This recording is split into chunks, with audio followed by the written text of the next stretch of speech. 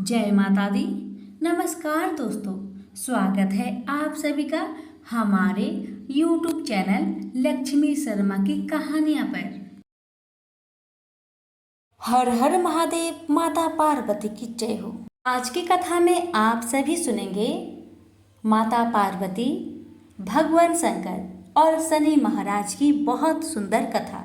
वो भी इस कथा को मन लगाकर श्रवण करेगा, भगवान उसकी सभी मनोकामना जल्दी पूरी करेंगे।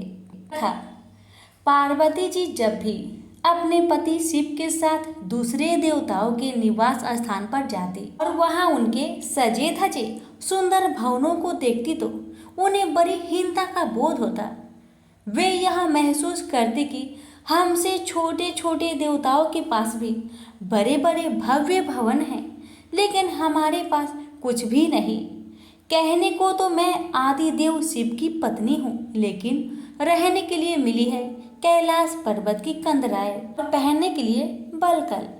किसी उचित आवास के अभाव में मैं अन्य सुख सुविधाओं का उपभोग नहीं कर सकती। एक दिन पार्वती ने अपने मन की यह व्यथा अपने पति भगवान शंकर से कही। शंकर जी सुनकर मुस्कुराए और फिर बोले, इसमें हीनता की कोई बात नहीं है देवी। प्रत्येक व्यक्ति की अपनी अपनी जीवन शैली होती है। हमारी जीवन शैली यही है। हम अपनी इस शैली को हीन क्यों समझे? अन्य देवगण प्रकृति से बहुत सुंदर है, जबकि हम प्रकृति की गोद में निवास करते हैं। यह तो हमारे लिए गौरव की बात है, इसमें हीनता का नहीं। जी की बातें सुनकर पार्वती संतुष्ट नहीं हुई और बोली, मुझे आपकी ये बातें समझ में नहीं आती। हे देव, मुझे तो अपना एक आवास चाहिए, बहुत ही भव्य और सुख सुविधा से पूर्ण। शिव जी ने अपनी सहज मुस्कान के साथ उत्तर दिया, इसमें क्या मुश्किल है देवी, मैं अभी विश्वकर्मा को बुलवा देता हूँ। उनसे जैसा चाहें वैसा आप आवास बनवा लीजिए। विश्वकर्मा भगवान को बुलवाया गया। पार्वती जी ने आदेश दिया कि हमारे लिए कोई ऐसा भवन बनाइए जैसा विश्व में कहीं न हो। विश्वकर्मा जी ने आदेश को स्वीकार किया और निर्माण कार्य आरंभ हो गए।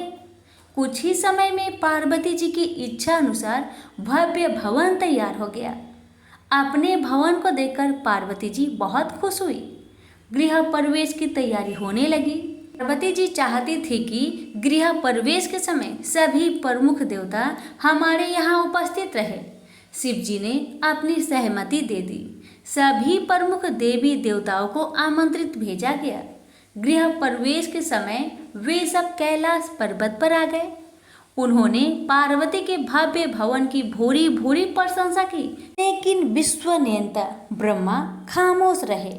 सभी देवी देवता जाने लगे तो पार्वती जी ने ब्रह्मा जी से पूछा, देव, क्या आपको आवास पसंद नहीं आया? ब्रह्मा जी ने आश्चर्य व्यक्त करते हुए पार्वती जी से ही प्रश्न कर दिया, देवी, मैंने ऐसा कब कहा? आपके चेहरे की भाव भंगिमा कुछ ऐसा ही कह रही है प्रभु। पार्वती जी ने अपनी शंका स्पष्ट की।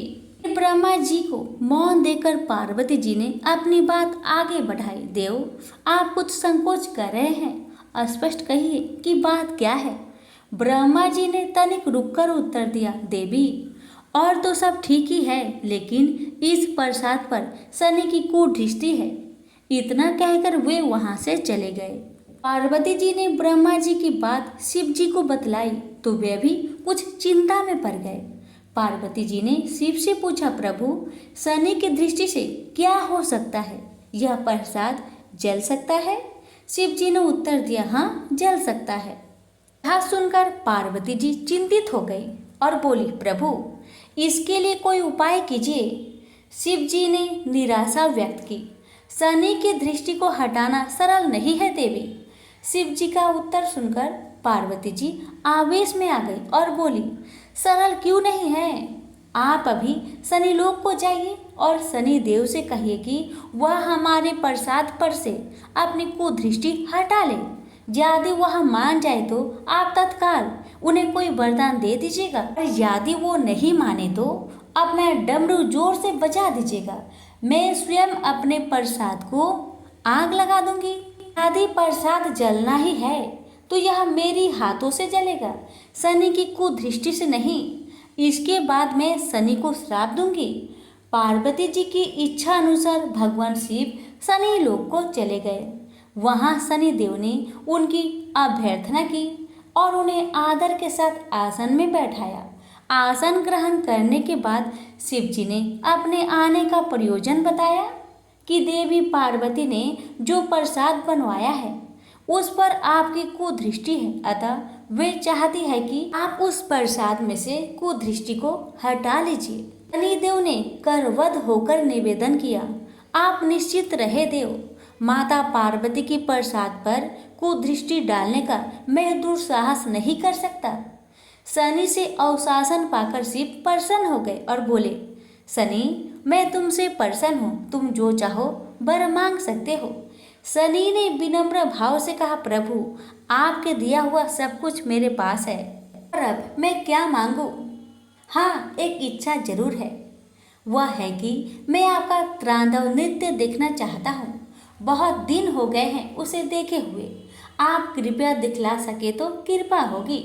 शनि जी की यह अनुरोध शिव को अच्छा लगा। उन्होंने तत्काल अपना डमरू उठा लिया और नृत्य करने लगे। भोले भंडारी ये भी भूल गए कि पार्वती ने डमरू की आवाज सुनकर अपने नव निर्मित प्रसाद को जला देने की बात कही थी। बस भोलेनाथ डमरू बजा बजा कर नृत्य करते रहे। उधर पार्वती जी ने जब कैलाश पर डमरू की ध्वनि सुनी तो उन्होंने सोचा कि शनि ने अपनी कुदृष्टि हटाना स्वीकार नहीं किया है, अतः वे बहुत दुखी हुई। उन्हें लगा कि यदि मैं तत्काल अपने नवनिर्मित आवास को आग लगा दूंगी तो शनि की कुदृष्टि से बच जाएगी। अतः उन्होंने स्वयं ही अपने प्रसाद में आग लगा दी। वह धू धू करके जल उठा। प्रसाद को जलता देख पार्वती का शनि पर क्रोध धीरे धीरे बढ़ने लगा। अब वे उसे श्राप देने के लिए तैयार हो गई, लेकिन उसी समय भगवान शिव वहां पहुंच गए। उन्होंने वहां प्रसाद को जलते देखा तो वे आश्चर्यचकित रह गए। उनकी समझ में नहीं आया कि यह कैसे हो गया। फिर अचानक उन्हें सब कुछ याद हो आया। अपनी भूल का उन्हें एहसास हुआ। उन्होंने पार्वती जी से सब कुछ कहा। सच्चाई जानकर पार्वती को भी अपनी जल्दबाजी पर दुख हुआ। अब शनि को श्राप देने का कोई अर्थ नहीं था, प्रत्यक्ष उसका कहीं कोई अपराध नहीं था। फिर भी पार्वती और शिव को यह लग रहा था कि ये सब हुआ शनि की कुदृष्टि से ही, लेकिन स्थिति को देखते हुए वे उसे दोष नहीं ठहरा सकते। प्रेम से बोलिए उमापति शंकर भगवान की जय, शनि महाराज की जय। कथा इस प्रकार है। शास्त्रों के अनुसार रामायण काल में एक समय शनि देव को अपने बल पर पराक्रम और घमंड हो गया था। उस काल में हनुमान जी की बल और पराक्रम की कीर्ति चारों दिशाओं में फैली हुई थी। जब शनि को हनुमान जी के संबंध में जानकारी प्राप्त हुई तो शनि बजरंग बली से युद्ध करने के लिए निकल पड़े। आगे बढ़ने पर कुछ दूरी पर शनि देव ने देखा कि एक शांत स्थान पर हनुमान जी अपने स्वामी श्री राम की भक्ति में लीन थे। तभी वहां शनि देव आ गए और उन्होंने बजरंग बली को युद्ध के लिए ललकारा। युद्ध की ललकार सुनकर हनुमान जी शनि देव को समझाने का प्रयास करने लगे, लेकिन शनि देव माने ही नहीं और युद्ध के लिए आमंत्रित करने लगे। अंत में हनुमान जी भी युद्ध के लिए तैयार हो गए। दोनों के बीच घमासान युद्ध हुआ। हनुमान जी ने शनि को बुरी तरह परास्त कर दिए। युद्ध में हनुमान जी द्वारा किए गए प्रहारों से शनिदेव के पूरे शरीर में भयंकर पीड़ा हो रही थी। इस पीड़ा को दूर करने के लिए हनुमान जी ने शनि को तेल दिया। इस तेल को लगाते ही शनिदेव की समस्त पीड़ा दूर हो गई। तभी से शनिदेव को तेल अर्पित करने की परंपरा प्रारंभ हो गई। शनिदेव पर जो भी व्यक्ति तेल अर्पित करता है उसके जीवन की समस्त परेशानियां दूर हो जाती है और धन अभाव खत्म हो जाता है। जबकि एक अन्य कथा के अनुसार जब भगवान की सेना ने सागर सेतु बांध लिया तब राक्षस इसे हानि ना पहुंचा सके, इसके लिए पवन सुत हनुमान को उसकी देखभाल की जिम्मेदारी सौंपी गई। जब हनुमान जी शाम के समय अपने इष्ट देव राम के ध्यान में मग्न थे, तभी सूर्य पुत्र शनि ने अपना काला कुरूप चेहरा बनाकर क्रोध पूर्वक कहा, हे बानर, मैं देवताओं में शक्तिशाली शनि हूँ। सुना है तुम बहुत बलशाली हो। आंखें खोलो और मेरे साथ युद्ध करो। मैं तुमसे युद्ध करना चाहता हूँ। इस पर हनुमान ने विनम्रता पूर्वक कहा, इस समय मैं अपने प्रभु को याद कर रहा हूँ।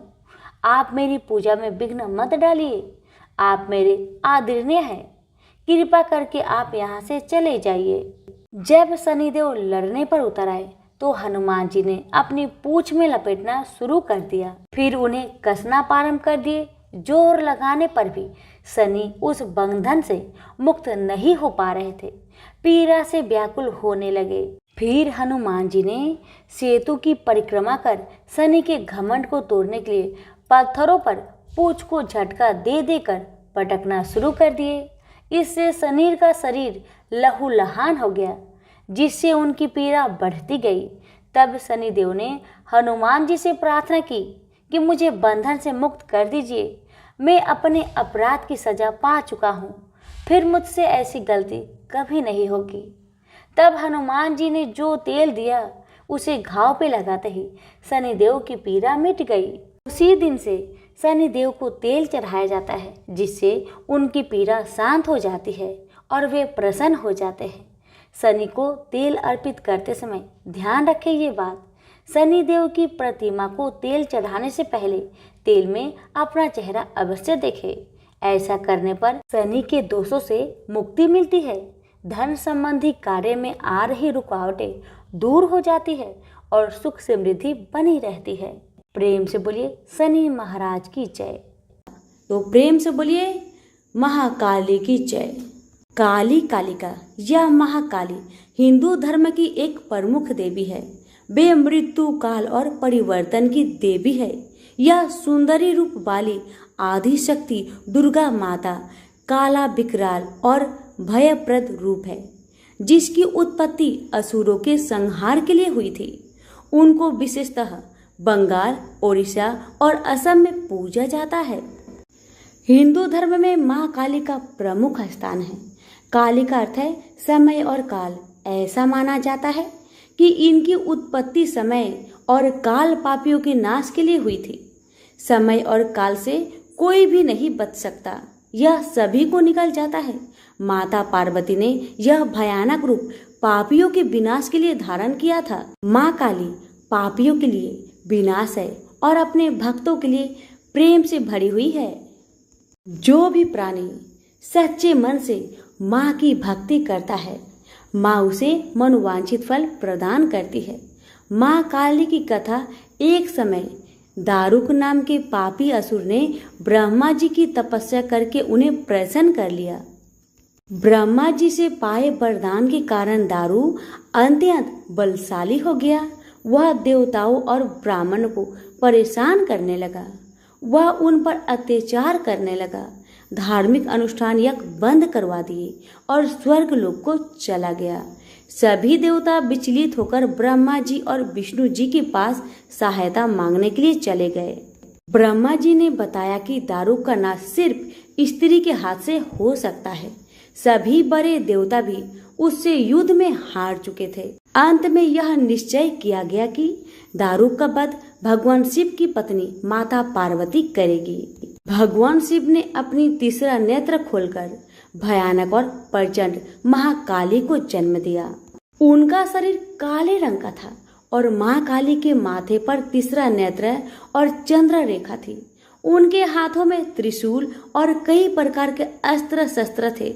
महाकाली के प्रचंड रूप को देखकर सभी देवता थर थर कांपने लगे और वहां से भागने लगे। युद्ध में दारुक महाकाली से पराजित हुआ और इस तरह उस दुष्ट का अंत हुआ। महाकाली के भयानक रूप से चारों तरफ अग्नि की भयानक लपटें उत्पन्न हो गई। महाकाली की क्रोध को सिर्फ भगवान शिव ही रोक सकते थे, इसलिए उन्होंने एक बालक का अवतार लिया। भगवान शिव शमशान पहुंचे और वहां बालक के रूप में लेटकर रोने लगे। छोटे बालक को देखकर महाकाली का क्रोध शांत हो गया। उनके हृदय में ममता भावना जागृत हो गई। उन्होंने शिव रूपी उस छोटे बालक को उठा लिया और अपने स्तनों से दूध पिलाने लगे। इस प्रकार से शिव जी ने उनके क्रोध को पी लिया। इस प्रकार महाकाली का भयानक और प्रचंड क्रोध शांत हुआ। उसके बाद महाकाली मूर्छित हो गई। उन्हें होश में लाने के लिए भगवान शिव ने तांडव नृत्य किया। होश में आने पर वह पुनः माता पार्वती के रूप में आ चुकी थी। माता पार्वती भगवान शिव का नृत्य देखकर नृत्य करने लगी, जिसके कारण उन्हें योगिनी के नाम से भी पुकारा जाता है। इसके अलावा महाकाली ने महिषासुर, चंडमुंड, रक्तपीज, शुभ निशुभ जैसे राक्षसों का वध किया। 10 महाविद्याओं में से महाकाली प्रथम महाविद्या है। तो सभी प्रेम से बोले महाकाली की जय हो।